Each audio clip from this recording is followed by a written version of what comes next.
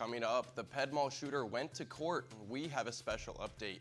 And later, the Pentacrest is looking a little different, and we'll tell you more. We hear from Iowa football as they prepare for the Cyhawk series this weekend. And one field hockey player is having a standout season. It looks like we might be experiencing warmer temperatures over the next couple of days. But how much warmer are we talking? Find out more in weather. All that and more coming up on this Wednesday morning edition of DITV. Don't go anywhere. DITV starts right now.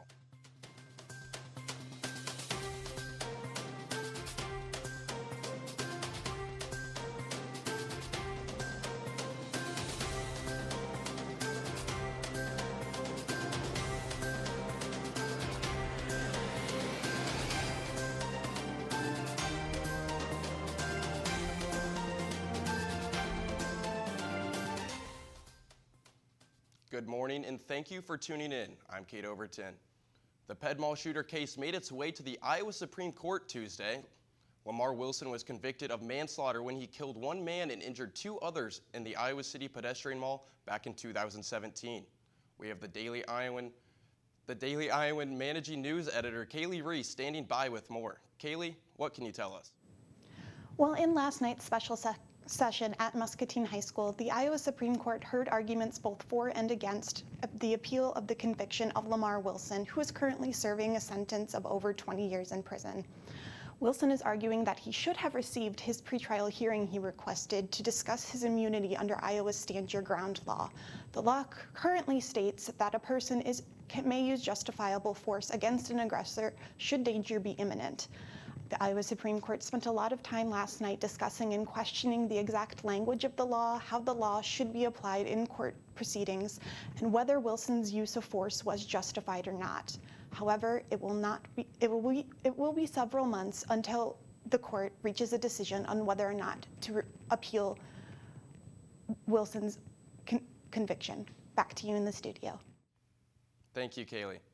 Today marks the 18th anniversary of the September 11th terrorist attacks, and the university ROTC program is paying tribute to the fallen first responders. This morning, they just finished up their annual commemoration for the event. Students ran up 110 flights of stairs at Carver Hawkeye Arena to honor the actions of the first responders on the scene. The ITV reporter Noah Gowdy will have more on the event in tomorrow's show. On Monday, the U.S. News World Report released the National Public University Rankings. The University of Iowa came in at the number 34 spot, a slight jump from the previous number 38 spot. The UI says their jump was due to the boost in its graduation and retention ranks. Along with that, the United States Census Bureau also named Iowa City the top college town in America for the second straight year. So take that, Ames. The Pentacrest is going to be looking a little bit different from now on.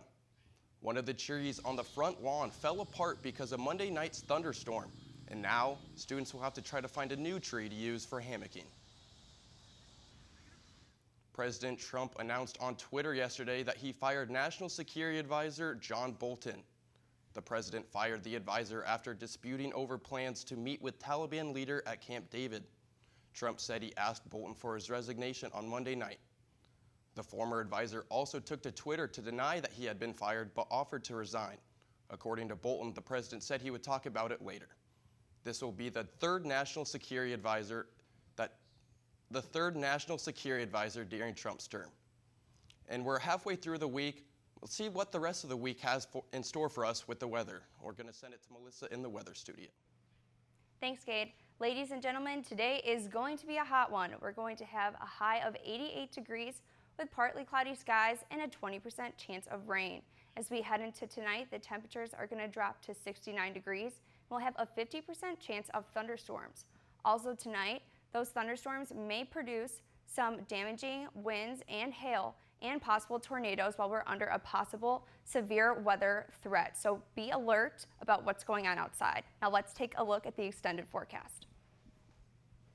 Tomorrow we'll have a high of 86 and a low of 60 with a 50% chance of thunderstorms. On Friday, we'll have sunny skies with a high of 77. On Saturday, we'll have a high in the low 80s with partly cloudy skies and a 50% chance of rain in the evening. On Sunday, we'll have a high in the mid 80s with a 40% chance of thunderstorms in the morning, and on Monday, we'll have sunny skies with an 88-degree high. It looks like the next couple of days are going to be pretty warm, so stay cool out there. Cade, back to you at the desk. A new school year means new additions on campus. DITV reporter Mackenzie Polson has more on all the new places popping up around campus. Whether you're looking for food, coffee, entertainment, or a place to study, the University of Iowa has you covered. A new Dunkin' Donuts opened up next to Iowa Book on Clinton Street, along with Get Fresh, a healthy addition to downtown Iowa City. Burge updated its dining hall and has expanded the seating area. The University of Iowa's School of Nursing finished renovations after 2 years. The space is dedicated to students and they hope to increase collaboration. Lastly, the Stanley Art Museum is coming soon and will hold over 15,000 diverse pieces. The campus is continuing to grow, so make sure to check out all the new spots. Reporting from the University of Iowa, Mackenzie Paulson, DITV News. Well, Hawkeye sports have been off to a great start, but let's send it to Trevor and Dallas in the sports studio for more. Well, Trevor, the Cyhawk series is this weekend, and Iowa will hope to keep their perfect season intact. This rivalry game means a lot to us fans, but even more to these players suiting up on Saturday. Here's what the team had to say about what rivalry means to them. There's no professional sports team in Iowa, so you got the Hawkeyes and the Cyclones, and every year when they go at it, it's a big event. With them, with their past success, I mean, every year the game has been a battle. I mean, you look back in the series 20 years, it's been back and forth the whole time.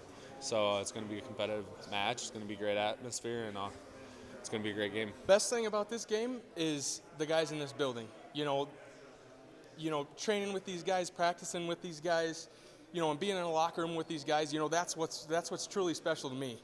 And that's what makes me emotional. That's what makes me tick, is Iowa football.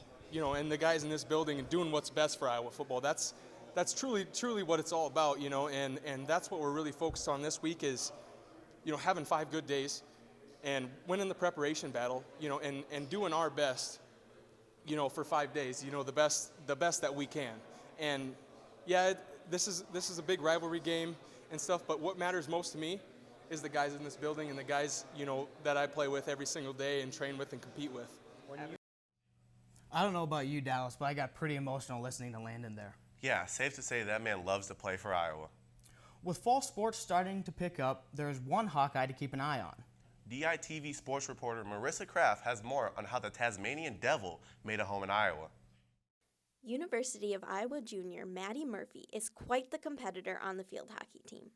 Growing up in Tasmania and with her energetic personality, it's no wonder that she has earned the nickname Tasmanian Devil.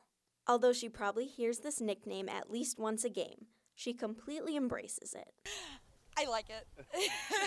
It hits home. I like it.